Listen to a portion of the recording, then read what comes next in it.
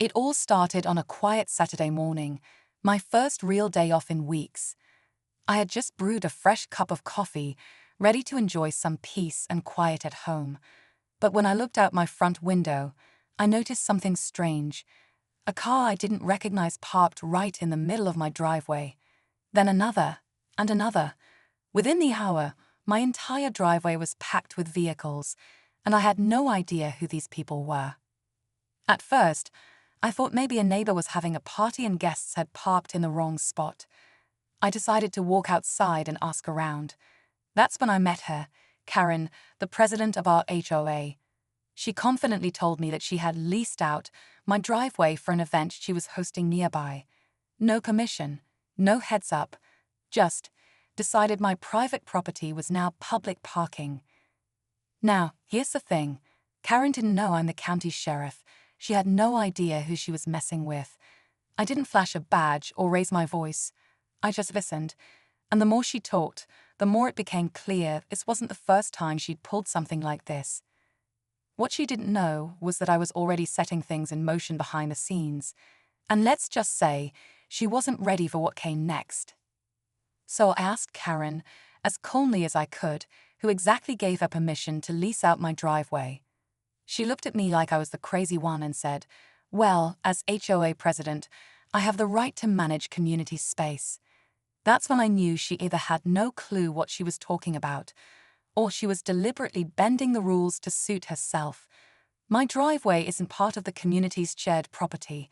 It's clearly marked on my deed as private property. But Karen didn't care. She kept talking, saying things like, "You weren't using it anyway," and "it's for a good cause." Meanwhile, strangers were walking up my lawn like they owned the place, chatting, laughing, and even leaving trash behind. I asked one of them where they thought they were, and he told me. Karen said it was fine. Just like that. I knew I had to handle this carefully.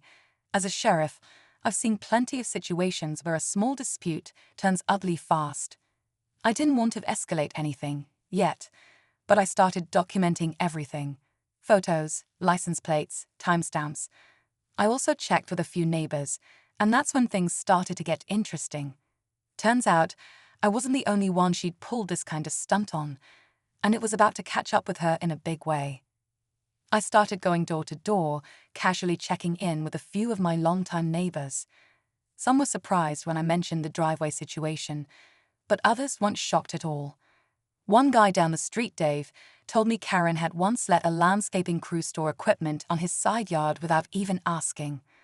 Another neighbor, Maria, said Karen rerouted foot traffic through her backyard last summer because it was more scenic for an HOA garden tour. Both had complained, but nothing ever came of it. Apparently, Karen had a way of brushing people off or intimidating them with HOA rules she made up on the spot. What really got me was when I talked to an elderly couple across the cul-de-sac. They'd been here longer than anyone and told me Karen had threatened to fine them for having their grandson's bike parked outside for too long. No warnings, just a letter and a threat. It was clear she'd been pushing boundaries for years, and people were either too tired or too unsure of their rights to push back. Meanwhile, my driveway was still a revolving door of random cars and strangers. I kept my cool, but I was watching everything, even checking the license plates against local records. That's when I noticed something strange. One of the cars was registered to a known repeat code violator. This wasn't just bad manners anymore. Something deeper was going on. By the third day, I'd had enough. My driveway had become some kind of unofficial parking lot, and Karen was acting like she ran the whole neighborhood. I didn't confront her yet. No need to tip my hand too early. Instead, I kept gathering information. I pulled a few property records, checked the HOA bylaws, and even had a quiet conversation with someone on the county zoning board. Everything Karen was doing, completely out of bounds. The car registered to the repeat code violator kept showing up, and not just in my driveway. I spotted it outside another house on the block 2 nights in a row. Something didn't sit right. I ran a check through official channels. Nothing illegal on the surface, but some suspicious activity in the past that made me even more cautious. If Karen was making side deals with people who had a history of ignoring county regulations, who knew what else she was up to? To make it worse, she started acting smug. I caught her smiling when she passed by my house, waving like everything was just fine. One morning, I overheard her telling someone on the phone, "He's just another neighbor. He won't do anything." That's when I knew she really had no idea who I was, or how close she was to crossing a serious line. And the next move, it was mine to make. Just as I was preparing to take the next step, something unexpected happened. One of the strangers who had been parking in my driveway actually knocked on my door. He looked nervous, holding a folded paper in his hand.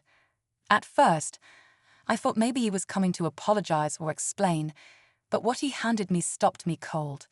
It was a printed flyer. Premium event parking, $20 per day. Authorized by HOA president. My address was listed right there, bold as day. She wasn't just leasing out my driveway, she was charging people for it. Now things weren't just personal, they were illegal.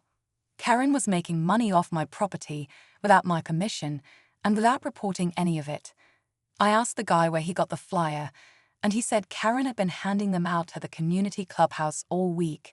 She even gave him a little permit to put on his dashboard, like she was running some official operation.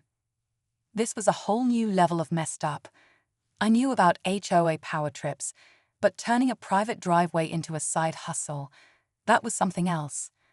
I checked my security cameras, and sure enough, there she was, walking people right up to my property, smiling, pointing, collecting cash. But the twist, she wasn't acting alone, and I was about to find out just how deep it went. At this point, I couldn't stay quiet any longer. I put on my uniform, not to intimidate, but to make it clear who I was, and that this was no longer a neighborly issue. I walked straight to the HOA clubhouse during one of Karen's little planning meetings. The room went quiet the second I stepped in. Karen's face dropped like she'd seen a ghost. I calmly asked her to explain why she was distributing flyers and collecting money for parking on property that didn't belong to the HOA. At first, she tried to play it off, said it was a misunderstanding, and that she thought it was a community easement. But then I laid everything out, camera footage, statements from neighbors, even one of the flyers with her handwriting on it. Then came the real shocker. One of the board members, Rick, the HOA treasurer, stood up and admitted he had helped her come up with a parking scheme to raise off-the-books funds for a side project. They were trying to build a private fitness center for HOA board members only, completely bypassing the community vote. That's why they targeted quiet homes with larger driveways. Needless to say, I reported everything to the county. The HOA board was suspended pending investigation, and Karen, she's now facing charges. But the final twist? She filed a complaint against me for harassment. Let's just say that didn't go the way she hoped.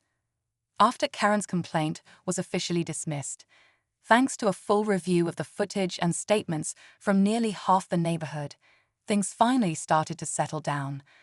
The county launched an internal audit of the HOA, and several new rules were put in place to prevent this kind of abuse of power again. Karen and Rick were both removed from their positions permanently, and the HOA is now being restructured with full transparency and community voting on all future decisions. As for my driveway, it's back to being what it always was, my private space. No more strangers, no more surprise events, and definitely no more flyers.